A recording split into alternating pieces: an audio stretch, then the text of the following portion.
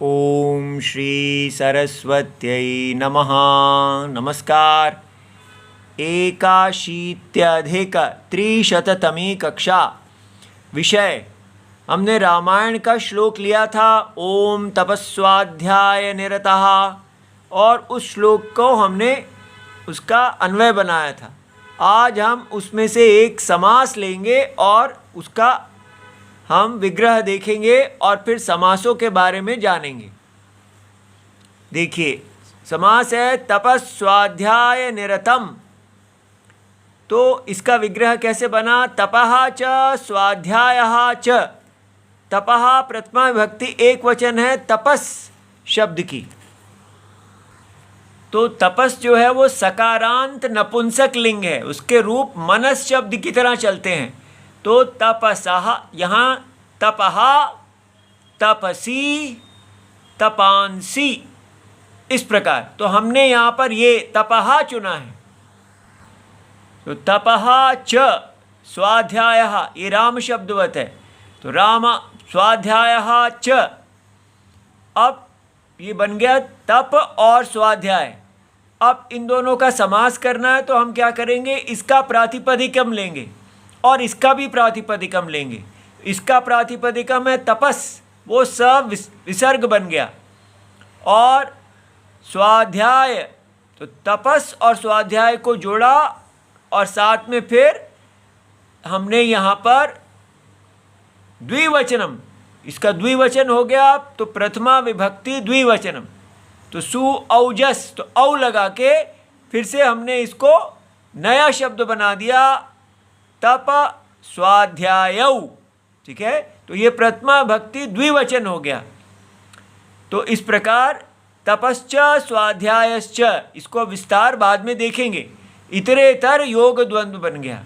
फिर तपस् स्वाध्यायोः, ये सप्तमी भक्ति द्विवचन, तप और स्वाध्याय में निरतः, तपस् स्वाध्याय निरतः, सप्तमी तत्पुरुष समास, क्योंकि ये उत्तर पद अर्थ प्रधान है, निरतः प्रधान है। तो इस प्रकार तम तपस्वाध्याय निरतम, उसको, नारद को परिपप्रच्छ। ठीक है, अब आगे देखते हैं कति विधाः समासाः, समास कितने प्रकार के होते हैं। तो पहला समास कहा जाता है केवल समासः। उसमें सुबंत और सुबंत दोनों को मिलके वो बनता है, लेकिन इसका कोई विशेष वर्ग नहीं है। माने जो किसी भी वर्ग में नहीं आता है उसको हम केवल समास कह देते हैं। तो यथा पूर्वम भूतः, पूर्वभूतः, ठीक है, भूतपूर्वः, जो पहले हो चुका है। तो ये समास, ये सह सुपा समास, ये 2-1-4 सूत्र है, उसके साथ बना है। दूसरा समास प्रकार है अव्ययी भाव समास। तो प्रायः पूर्व पद जो है, इसका जो पूर्व पद है वो एक अव्यय होता है और उत्तर पद एक अनव्यय होता है। इसका सूत्र है अव्ययी भावः 2-1-5। ये सब आप अष्टाध्यायी खोल के देखिए। परंतु समास होने पर समस्त पद अव्यय हो जाता है। ठीक है, तो पूर्व पद जो था वो अव्यय था और बाद दूसरा पद अनव्यय था, लेकिन समास हो जाने पर दोनों मिला के जो एक नया शब्द बना वो अव्यय हुआ। तो प्रायः पूर्व पद के अर्थ की प्रधानता रहती है। तो ये देखिए, प्रायेण पूर्व पद अर्थ प्रधानः अव्ययी भावः। तो जैसे शक्तिम अनतिक्रम्य यथाशक्ति, तो यथाशक्ति जो समास बना उसमें पूर्व पद की प्रधानता है। तो शक्ति अपनी अधिकतम शक्ति के अनुसार, ठीक है, और शक्ति पद पहले अव्यय नहीं था, लेकिन समास बन जाने पर वो पूरा समास अव्यय हो गया और यथा शब्द ही केवल अव्यय था। आगे देखिए, तत्पुरुष समास प्रायेण उत्तर पद अर्थ प्रधानः तत्पुरुष समासः। तो और इसमें जो पूर्व पद है उसी की विभक्ति के अनुसार इसका नाम बदलता है। अगर पूर्व पद प्रथमा है तो प्रथमा तत्पुरुष। उत्तरः कायस्य, उत्तर कायः माने काय की उत्तर भाग, ठीक है। द्वितीया तत्पुरुष कृष्णम श्रितः, कृष्ण को आश्रित, कृष्ण श्रितः।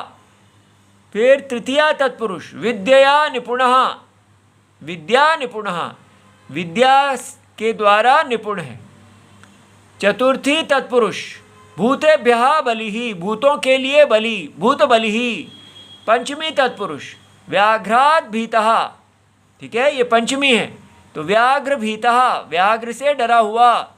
षष्ठी तत्पुरुष राज्ञः तत्पुरुष, राज्ञः पुरुषः, राजा का पुरुष, राजपुरुषः। सप्तमी तत्पुरुष ईश्वरे अधीनम, ईश्वराधीनम, ईश्वर में अधीन। नन तत्पुरुष, इसमें पूर्व पद न होता है। न धर्मः अधर्मः। तत्पुरुष 2:1-22 से लेके 2:2-22 तक इसका अधिकार जाता है। उसके बाद है कर्मधारय समास, ये तत्पुरुष का ही एक भेद है। तो अगर ये देखिए सूत्र है इसका, तत्पुरुषः समान अधिकरणः कर्मधारयः 1-2-42। केवल विशेषण और विशेष्य वाले समास को कर्मधारय कहते हैं, ठीक है। तो इसमें दोनों पद जो हैं वो समान विशेषण, समान विभक्ति वाले होते हैं। जैसे ये देखिए नीलम च तत् उत्पलम, वो नील है ये विशेषण है, उत्पलम विशेष्य है तो बन गया नीलोत्पलम। आगे और यही कर्मधारय का एक भेद है द्विगु। संख्या पूर्वो द्विगुः 2:1-51। कर्मधारय समास में संख्या यदि विशेषण हो, ठीक है, जो पहला पद विशेषण है वो संख्या हो तो उसे द्विगु कहते हैं। यथा सप्तचय ते ऋषयः, सप्त ऋषयः, ठीक है। तो यहाँ संख्या पद विशेषण है, सप्त जो है वो ऋषियों की विशेषण है। इसी प्रकार अगला समास है बहुव्रीहि समास। शेषो बहुव्रीहि 2:2-23। प्रायेण अन्य पदार्थ पद अर्थ प्रधानो बहुव्रीहि। बहुव्रीहि यस्य, बहुः व्रीहिः यस्य सः बहुव्रीहि। बहुत सा धान्य जिसका है वह बहुव्रीहि कहलाता है। वो कौन है? कृषक। तो अर्थ की प्रधानता ना तो बहु की हुई ना व्रीहि की हुई, किंतु कृषक की हो गई। और इसका जो एक वचन है, इसी का जो लिंग है वो इसी का वही विभक्ति इसकी हो गई, ठीक है। तो सहा ये पुल्लिंग है तो हमने यहाँ सहा लगा दिया। तो देखिए पीतम अंबरम यस्य स पीतम पीतांबरः हरिः। तो इसी प्रकार यहाँ विशेषण का विशेष्य के साथ समास होता है। तो पीत विशेषण है, अंबरम कपड़ा, पीला कपड़ा जिसका है वो हरि है।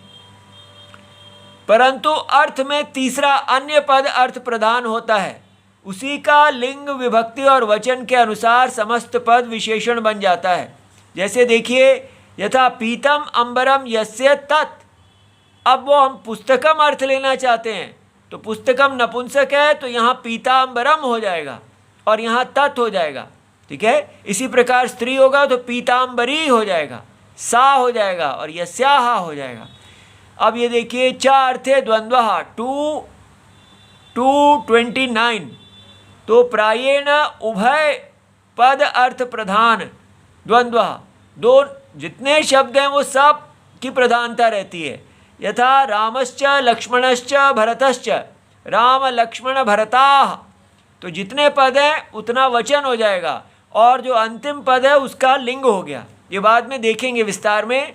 और अगर समाहार द्वंद्व हो जाता है तो समूह का अर्थ प्रधान है। जैसे यचिभम सूत्र में यच अच तयोः समाहारः यच। ये यच जो है नपुंसक लिंग एक वचन में, तस्मिन् यचि इति सर्वं शिवम प्रणाम।